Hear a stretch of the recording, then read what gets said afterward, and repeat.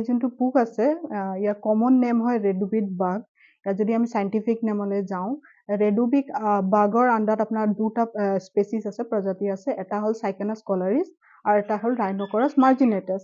এই যোনটো ষ্টাডি আমি কৰি আছোঁ, এইটো 2015 চনৰ পৰা আমি কৰি আছোঁ। আমি ইয়াৰ বায়'লজি ওপৰত ষ্টাডি কৰিছোঁ, তাৰপিছত ষ্টাডি কৰিছোঁ যে আমিতো বিচাইড নেচাৰেল মানে প্ৰাকৃতিক সেইটোত পৰা আঁতৰাই যেতিয়া আমি লেবৰেটৰীলৈ লৈ আনো, লেবৰেটৰীত কেনেকুৱাকৈ ইয়াক ৰেয়াৰ কৰিম। তো লেবৰেটৰীত ৰেয়াৰ কৰিবৰ কাৰণে আমি টাৰ্মাইট বা ৰাইচ মথ, কৰচিৰা যোনটো কোৱা হয়, সেইখিনি ব্যৱহাৰ কৰি লেবত আমি মাছ কালচাৰ কৰিছোঁ। যোনটো ৰেডুবিট বাগ আছে, এইটো আপোনাৰ বিভিন্ন ধৰণৰ কীট পতংগ খায়। That's why it is a polyphagous. তো এইটো আমাৰ কাৰণে, আমাৰ যোনটো চাহ ইণ্ডাষ্ট্ৰীৰ কাৰণে মেইনলি হেল্পফুল সেইকাৰণে হয়, বিকজ যোনটো আমাৰ মেজৰ টি পেষ্ট আছে, মেইনলি যোনটো এতিয়া আমি ৰেডুবিট বাগ কৈছোঁ ৰাইনোকৰাছ মাৰ্জিনেটাছ, সেই ৰাইনোকৰাছ মাৰ্জিনেটাছ এইটো আমাৰ লুপাৰ কণ্ট্ৰলৰ কাৰণে বহুত হেল্পফুল হয়। তো we are mainly targeting the looper, because অসমৰ চাহ ইণ্ডাষ্ট্ৰীৰ কাৰণে এতিয়া হাইপচিডা টেলাকা এইটো মেজৰ প্ৰব্লেম আছে এতিয়া।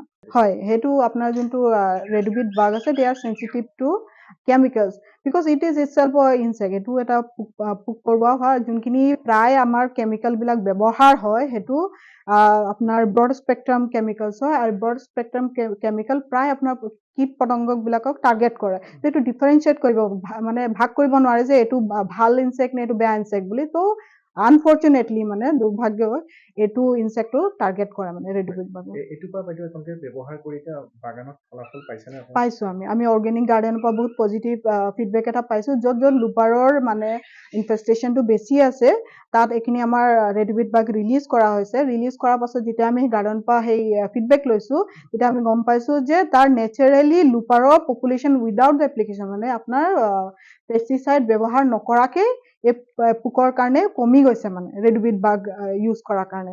আৰু ৰেডুবিট বাগৰ আৰু এটা মানে এডভান্টেজ এটা আছে যে এইটো নেচাৰেল কণ্ডিশ্যনত নিজে নিজৰ নাম্বাৰটো ইনক্ৰিজ কৰিব পাৰে।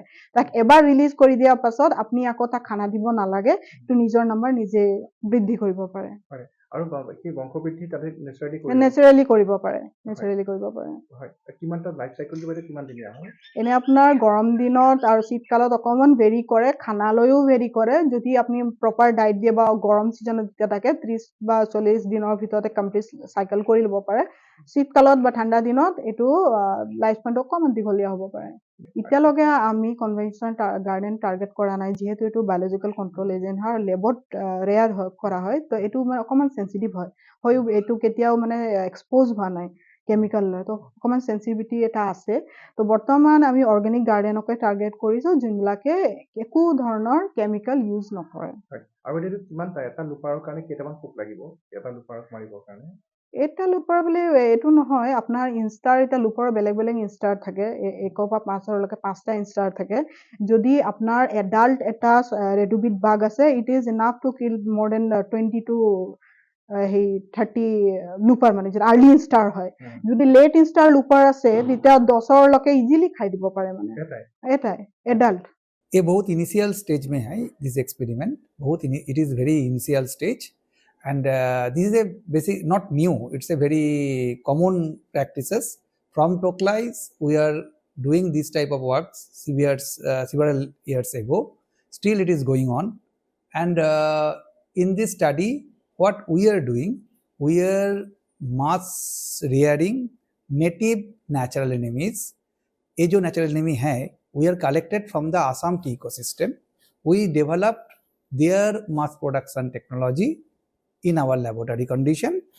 Thereafter, we are releasing them in the tea ecosystem. It's basically a predator.